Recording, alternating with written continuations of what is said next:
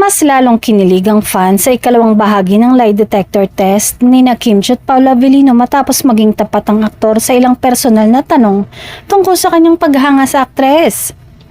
Sa isang tanong kung ano ang mga katangiang nagustuhan niya kay Kim, walang pag-aatubiling inamin ni Paolo na isa sa mga bagay na tumatak sa kanya ay ang pagiging family-oriented ng aktres. Ayon sa kanya, malinaw niyang nakikita kung gaano kahalaga kay Kim ang kanyang pamilya.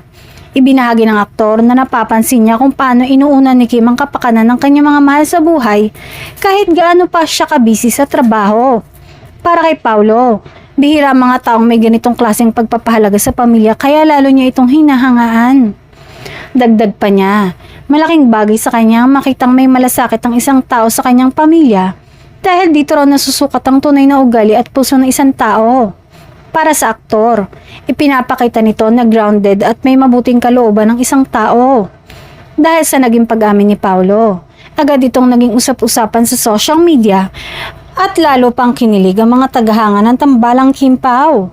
Marami ang nagsabing kitang-kita sa mga sagot ng aktor ang kanyang respeto at paghanga kay Kim. Sa huli, muling pinatunayan ng lie detector challenge na hindi lang basta on-screen chemistry ang meron sina Kim at Paolo, kundi isang tunay na koneksyon na patuloy na ikinagagalak at sinusubaybayan ng kanilang mga taga-suporta.